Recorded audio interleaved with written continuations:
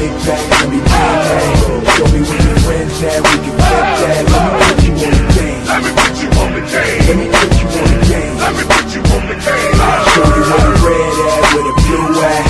Show you where they flip that, where they bitch at. Let me put you on the game. Let me put you on the game. Let me put you on the game. Let me put you on the game right now.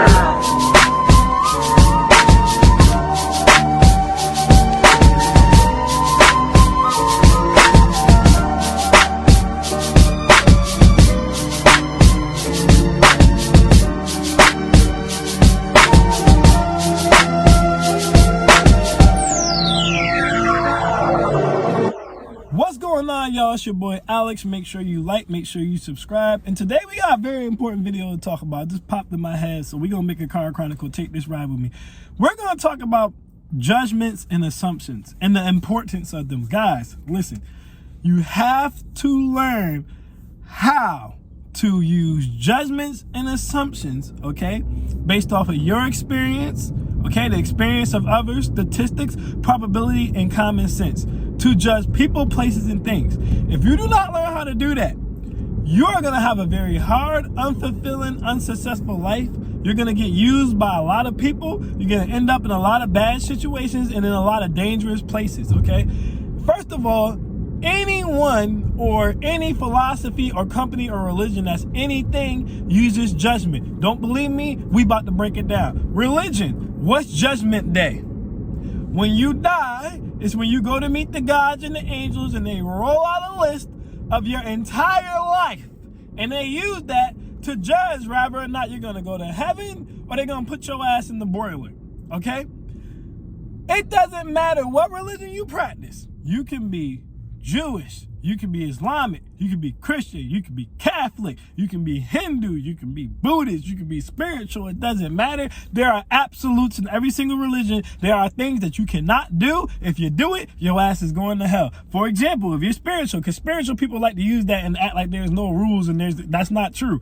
If you're spiritual, for example, and you commit suicide, you cannot have success in the afterlife. You're automatically going to a lower realm.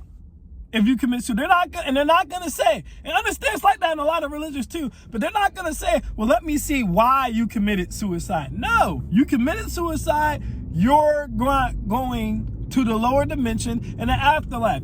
Jobs, okay?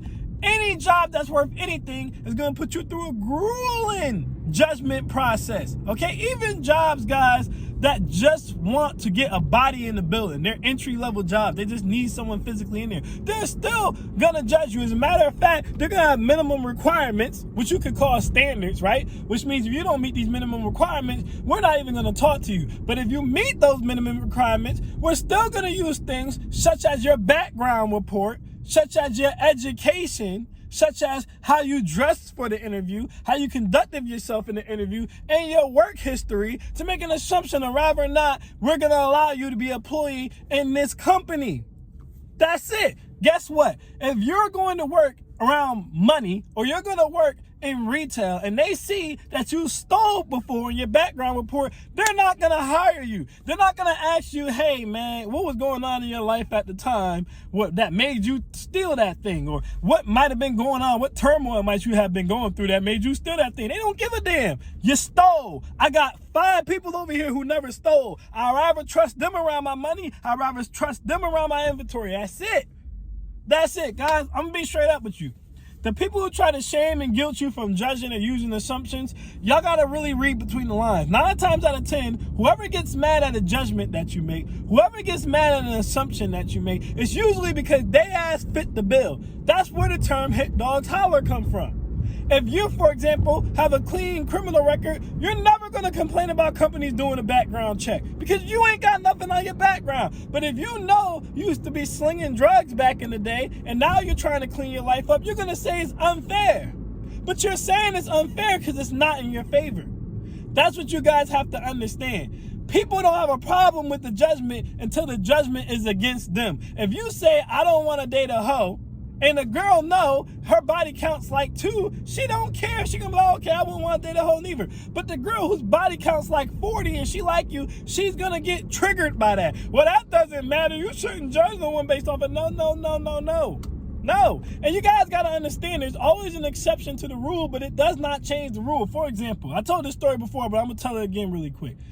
When I was in college, all right, me and my boys for homecoming, we supposed to go to this party, but one of the dudes wasn't dressed the right way to get into the party, so we ended up going to the strip club instead. When we went to the strip club, we seen this girl there who was a cheerleader at our college, who was a Delta at our college. We had no idea she was a stripper. Now, technically, she was just a bartender, but if you've ever been to the strip clubs, you know they have the bartenders dressed like the strippers and dance at certain parts in between changing shifts in the strip club. So we seen her in there. She seen us. She was immediately ashamed. Why was she ashamed? Because she knows she's going to get judged for being a stripper.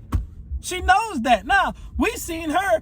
We was cool. We didn't tell no one she was in that strip club. We didn't blow nothing up for that girl or anything. She went on. She graduated. She graduated with honors. Right now, to this day, she's dating this dude. Very successful man. Has no idea she used to do that back in the day, right? But would that man be wrong if he found that out and he decided not to date her because he found that out? Absolutely not. Would I recommend for a man to date a girl that he met in the strip club? Because I know for a fact this particular girl we went to college with was in the strip club, and she really was only there to make money to get herself through college. And she wasn't a bird. She wasn't a bad person. So would I recommend people to date strippers? Absolutely not, because I know she's a rarity. She's an exception to the rule. The rule still is strippers are drugged up. Strippers are whores, and they are not to be trusted. They sell their body for money. Period. That's it. So just because there was one stripper in there bartending and she happened to be a good girl who was just trying to make her way through school, that doesn't mean she's the norm. She's the exception. And if I knew that dude and I didn't know her and he found that out, he asked me if he should continue, I would tell him no. Because I don't know her. You don't get to know everybody in life. You don't get to figure out everybody's situation. And this is why a lot of times women end up in bad situations, because like I said, they're particularly susceptible to being shamed and guilted out of any type of standards or any type of judgments. It's harder to do that with a man. This is how they end up in bad situations, because they get that hood dude and they think, oh, I'm going to make this hood dude. He got all this stuff going on, but he's going to be different from me. He just needs a chance. He just needs someone to support him. No, he don't. He is what he is. He is what he is. Okay, I'm going to go to this party in the hood. Just because it's in the hood, it doesn't mean anything's going to happen. Of course it doesn't mean anything's going to happen, but the probability is high that something will. So why would you do that? You guys, again, you got to learn how to use statistics and probability to your advantage, okay? If you're in an area where the likelihood of someone getting shot, right, is there's a 70% chance you'll get shot if you go and party in this area, why would you go over there because you're like, well, there's a 30% chance that I won't get shot? That's stupid. This is what I mean when I say you're going to end up in a lot of dangerous places, dangerous situations, okay? You're going to have a long, stressful, unfulfilled life, and you're going to get used a lot. You cannot allow people to manipulate you into believing that they're in that gray area. Now, if you hang around a person for long enough, okay, and you find out that this person is in that gray area and they are the exception to the rule, great. But you better have some goddamn rules. You better have some standards in place. Like I said, anyone or anything that's anything uses judgment. There's nothing wrong with judgment and assumptions, guys. There's nothing wrong with that. And like I said, 9 times out of 10, people don't even have a problem with you using judgments or assumptions until your judgment or assumption doesn't work in their favor or the favor of something that they like to do or they partake in. You have to make judgments. You have to make assumptions, okay? Again, is anything absolute? Of course not. Nothing's absolute except for math. And even in math, you still have some formulas like pi. That's not absolute, but that doesn't mean that you shouldn't use it, because it's going to be right 9 out of 10 times. You guys got to understand that. Playing in the gray area ain't going to do nothing but make your life stressful and put you in a lot of goofy situations. Play the numbers, play the odds, use your life experience and the experience of others to keep yourself out of goofy situations, all right? I'm Alex, and I'm out. Peace.